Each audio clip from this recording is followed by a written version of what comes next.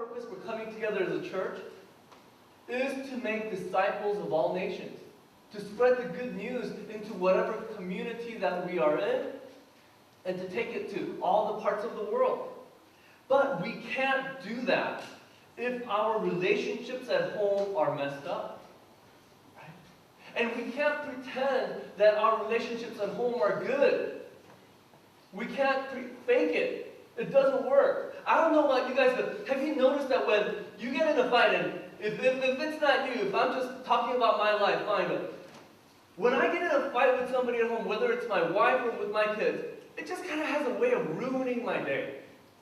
Right? No matter how good the rest of the day goes, no matter if people are saved, and no matter everybody in our church staff is like listening to me and they think everything I have to say is the greatest thing, you know, right? No matter what, if something is messed up at home, it's almost as though there is a dark cloud over me that whole day.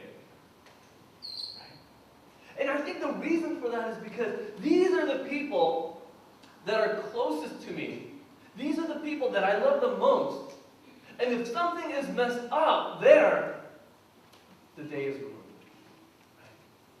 And for that reason, we as followers of Christ, if we are really committed to doing the ministry, we have to make sure that our hearts are right with God and that our homes are right with God.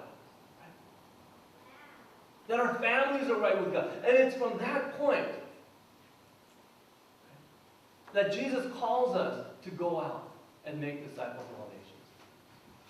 And Paul talks about this in the letters to his disciples, to the disciples, when he says, make sure you're right with God, make sure your home is right with God, then come and serve. Today, I want to share a couple passages with you that talk about how we should love each other, especially as husband and wife.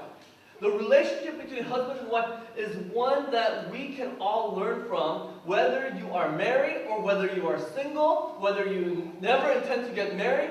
I want to talk about that relationship because it is a relationship that is established by God. It is a relationship that all of us can learn from. The principles are the same for our relationship with God and with each other. So this, hopefully, as you listen, kind of think about, okay, how does this apply to me? What relationships can I apply this to? Okay. And the first passage I want to share with you is from Ephesians chapter 5. And this is Paul's letter to the church at Ephesus. And he's talking about, this is what he's talking about. He's talking about the home, right? Things at home got to be right.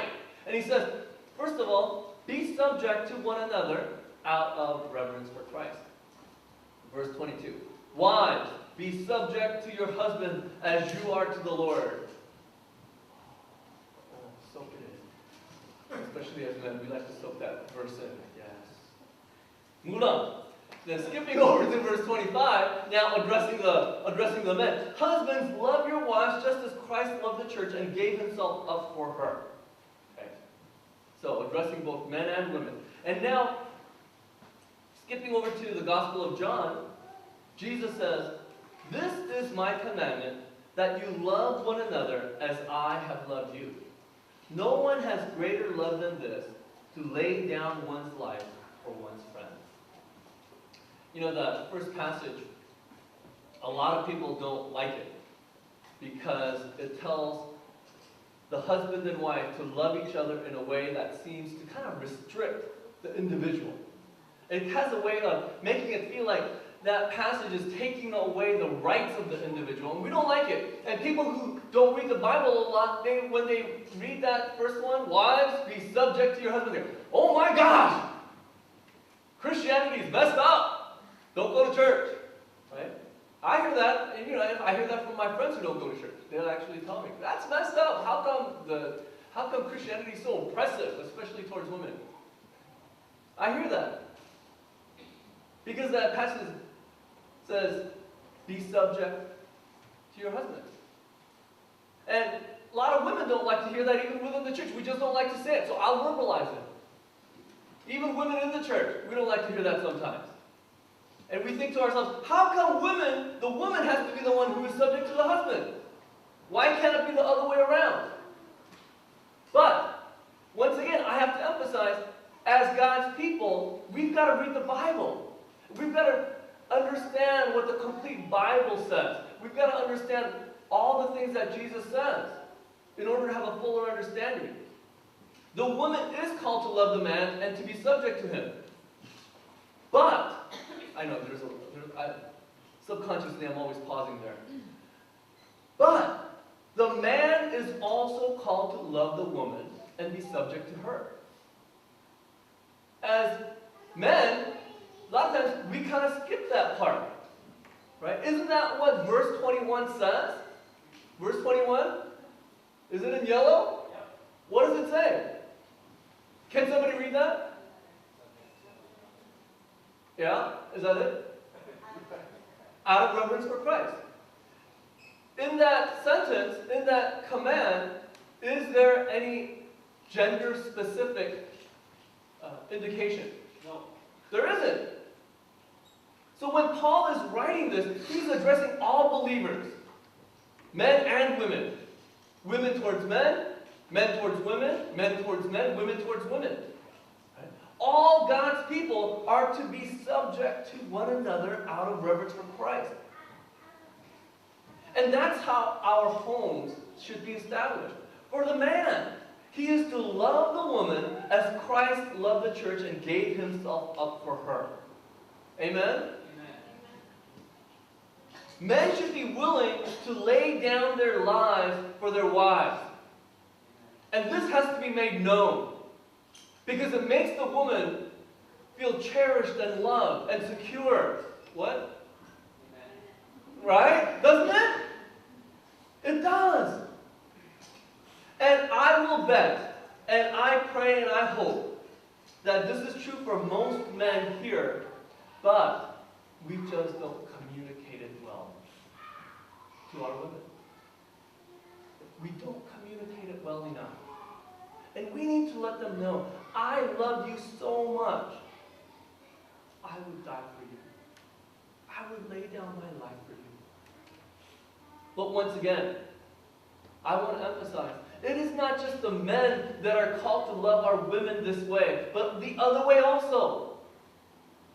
And women, you've got to be able to verbalize that and communicate that to the ones that you love. This is for all of us. And that's why in the Gospel of John, that passage we read, Jesus says, this is my commandment that you love one another as how? As I have loved you. And isn't that what Jesus did for each and every one of us? He laid down his life for us so that we may live. To follow the example of Jesus and to love each other as to lay down our lives for each other. You know, that's what we are called to do. A few messages ago, I shared that when I was entering the ministry, I really had to ask myself before I entered the ministry, you know, I was thinking, can I do this? And I had to ask myself, would I be willing to lay down my life for these people, for you? And it was only upon being able to answer, yes, I would lay down my life for these people, that I could wholeheartedly enter into the ministry. And sharing that with you several messages ago, I got a couple of different responses, and one was of appreciation. And, you know, people have let me know, oh, that was so touching, I'm so glad.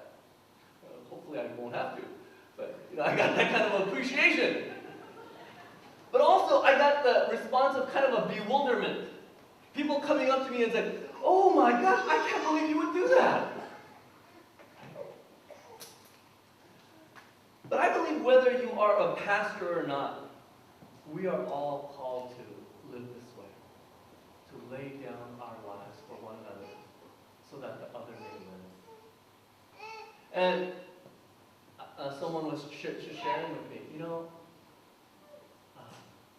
when it comes to a big thing like that, where there's a burning building and, you know, my loved ones are in there and I'm not there, I'm certain that one of you, I really believe this in my heart, that one of you would go into that burning building for my family's sake. I believe that. But a person shared with me, it's true. I would do that. Because that's such a big thing. It's black and white. I would jump in. But it's not those big things that are so difficult, but it's the little things of every day that are hard. It's the little things. Whether it's the big things or little things, we are called to live in a way where we are giving ourselves to each other. Andrea and Edwin are here today. They were married recently.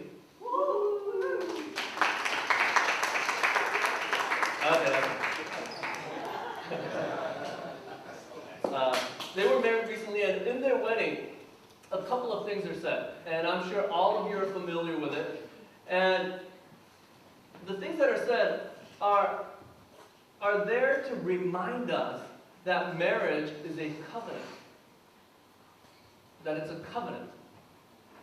And here are some of the things. And I usually have this, all the time, I have this long introduction about what Christian marriage is. How it's a covenant. It goes on and on and on. And people, I'm thinking, I'm reading this and saying this, but people are probably not even listening. But I have to say it, because it's a reminder to all of us. And I say it. And at the end, if we look at the next slide, there is this question that I ask the bride and groom.